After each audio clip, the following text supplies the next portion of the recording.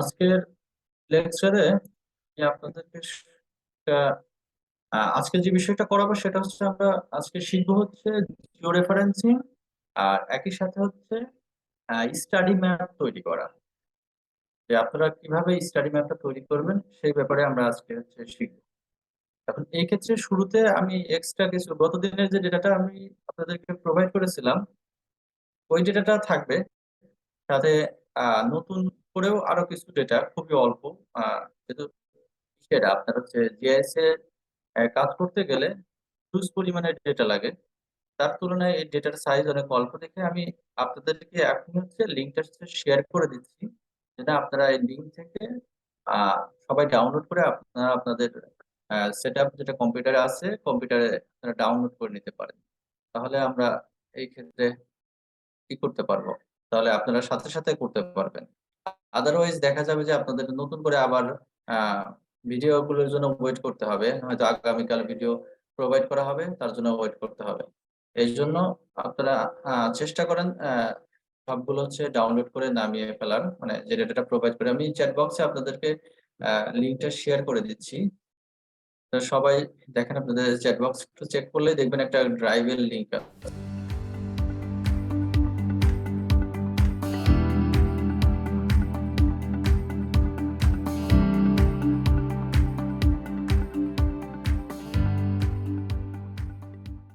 আশা করি মোটামুটি অনেকেই ডাউনলোড করে ফেলেছেন। আমরা শুরুতে হচ্ছে জিও রেফারেন্সিং ব্যাপারটা শিখবো। তার পূর্বে আমাদের আরো কিছু কিছু টুল আমরা যা ব্যবহার করব সেগুলোর সঙ্গে কিছুটা পরিচিত হই। আমরা এর আগে দেখেছিলাম যে আর্ক ক্যাটালগের ব্যাপারে আলোচনা করেছিলাম। আশা করি আপনারা কিছু দেখেছেন। আমরা যে কিছু কিছু বিষয় আলোচনা করেছিলাম তার মধ্যে একটা হচ্ছে আর্ক ক্যাটালগ, যেখান থেকে আমরা হচ্ছে জিআইএস এর যে ফাইলগুলো আছে সেগুলো সহজেই অ্যাক্সেস করতে পারি। এটা অনেকটা হচ্ছে উইন্ডোজ এক্সপ্লোরারের মতো, বাট এই ক্ষেত্রে এটা একটু স্পেশালিটি আছে। আর ক্যাটালগে হচ্ছে আপনি যে সকল ফোল্ডারকে জিআইএস এর সঙ্গে কানেক্ট করবেন শুধুমাত্র সেই সকল ফোল্ডার গুলোকে দেখাবে, এবং ওই ফোল্ডারের জন্য যে ফাইলগুলো আপনার জন্য ইম্পর্টেন্ট শুধুমাত্র সেই ফাইলগুলোকে আপনি পাবেন।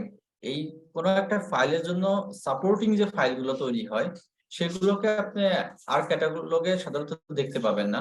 বাট আপনি যদি আর ক্যাটালগ থেকে কপি করেন বা ট্রান্সফার করেন, যে কোনো কিছু করলে অ্যাসোসিয়েট ফাইলগুলো ট্রান্সফার হবে, কপি হবে। এটা হচ্ছে ক্যাটালগের সুবিধা। আর আমরা কাজ করার সুবিধার জন্য শুরুতে হচ্ছে একটা জিও ডেটাবেস তৈরি করে নিব।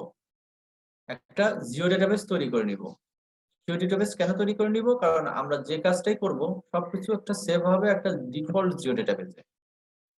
এখন আমরা এই ডিফল্ট জিও ডেটাবেসে সেভ করতে চাই না, আমরা চাই আমরা নির্দিষ্ট কোন একটা ফোল্ডারে আমরা যে সকল ফাইল তৈরি করব সবগুলোর জন্য এই জিও ডেটাবেসের মধ্যে ইনক্লুডেড থাকে, গোছানো আকারে থাকে। আর এই জন্যই আমরা কাজ করার শুরুতে আমরা জিও ডেটাবেস তৈরি করে নিব। আমার এখানে দেখতে পাচ্ছেন ক্যাটালগ আমাদের হচ্ছে হোমে হচ্ছে বিআরবিডি, আমার ফোল্ডারটা হচ্ছে বিআরবিডি নামে ফোল্ডার দেওয়া আছে। আর এইখানে দেখেন ফোল্ডার কানেকশনের এখানে কয়েকটা ফোল্ডার কানেক্ট করা আছে। একটা হচ্ছে ডিফল্ট জিও ডেটাবেস, একটা কানেকশন দেওয়া আছে ডিফল্ট ফোল্ডার, বিআরবিডি, স্যাটেলাইট ডেটা আর নিউ ফোল্ডার দুইটা দেওয়া আছে। আমাদের কানেক্টেড ফোল্ডার গুলো এখানে আমরা দেখতে পাচ্ছি। এটা আমাদের হোম। আমি শুরুতে হচ্ছে এইখানে একটা জিও ডেটাবেস তৈরি করব, আপনারাও সবাই জিও ডেটাবেস তৈরি করবেন। তাহলে আমরা জিও ডেটাবেসটা তৈরি করার ওয়ে হচ্ছে যে কোনো শেপ ফাইল তৈরি করার মতোই। আমি শেপ ফাইল তৈরি করার যদিও এখনো দেখাইনি, বাট আপনারা আস্তে আস্তে শিখে যাবেন।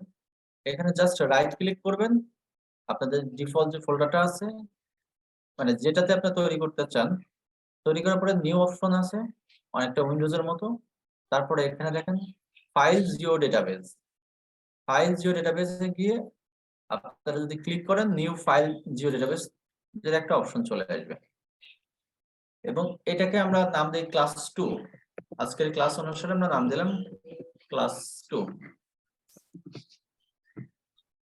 তাহলে আমাদের দুইটা এখন একটা জিও ডেটাবেস তৈরি হলো। এই জিও ডেটাবেসের মধ্যে আমাদের কোনো ধরনের কোনো ফাইল এই মুহূর্তে নাই, বাট যদি কোনো কিছু করি তাহলে এই ফাইলগুলো যেন এই জিও ডেটাবেসে ইনক্লুডেড হয়, অন্য কোথাও না যায়। এজন্য এই জিও ডেটাবেসটাকে আমাদের ডিফল্ট জিও ডেটাবেস তৈরি করতে হবে। আর ডিফল্ট করার জন্য আমরা এটাকে রাইট করলে মেক ডিফল্ট জিও ডেটাবেস, এটাতে ক্লিক করলে আমাদের তৈরি করা জিও ডেটাবেসটা ডিফল্ট হয়ে যাবে। এটা একটু আপনারা দেখেন, যারা ডাউনলোড করছেন ডাউনলোড হতে থাকুক, এর মধ্যে শুধু এই পর্যন্ত অ্যাটলিস্ট করবেন। আর যদি কারো যদি এমন হয় যে আপনি ওই পর্যন্ত যেতে পারেননি, তাহলে আপনারা কমেন্টে লিখেন অথবা হাত তোলেন বা অন্য কোনো ভাবে আপনারা ডিরেক্ট হচ্ছে আনমিউট করে বলতে পারেন যে স্যার আপনি একটা ফার্স্ট চলে গেছেন। এজন্য মেক ডিফল্ট জিও ডেটাবেস তৈরি করে নেন। আমাদের ক্লাস হচ্ছে জিও ডেটাবেস ডিফল্ট হয়ে গেছে। এরপরে যাদের ডাউনলোড শেষ হয়েছে, ডাউনলোড ফোল্ডারটাকে আপনারা কানেক্ট করবেন কিভাবে আমি কানেক্ট করা দেখাই।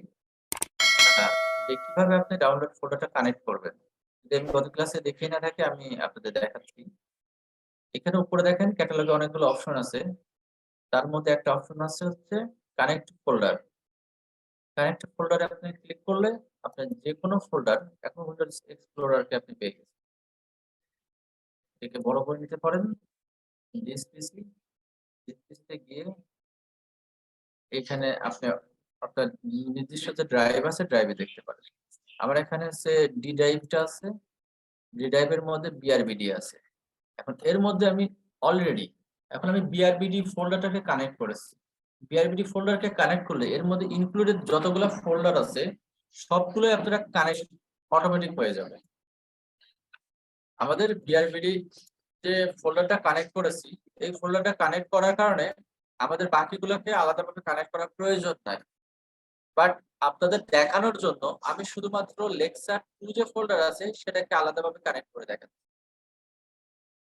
আমাদের লেকচার 2 যে ফোল্ডার আছে এটাকে আলাদাভাবে কানেক্ট করে দেখাচ্ছি। তাহলে এটাকে ওকে করে দিলাম, আমাদের ফোল্ডারটা কানেক্ট হয়ে গেছে।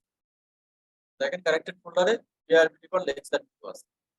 আমাদের যদিও প্রয়োজন ছিল না, আমরা এখান থেকে বিআরবিডি থেকে লেকচার 2 এর অ্যাক্সেস পাচ্ছিলাম, তারপর আমি দেখানোর জন্য এটা করে এটাকে যদি আপনি ডিসকানেক্ট করতে চান আমরা এখান থেকে ডিসকানেক্ট করতে পারি। আমরা বিআরবিডি থেকে লেকচার 2 তে গেলাম, লেকচার 2 এর মধ্যে আবার লেকচার 2 ডেটা দেয়া আছে। এইখানে আমাদের আনোয়ারা উপজেলার একটা ইনফরমেশন আছে। আচ্ছা,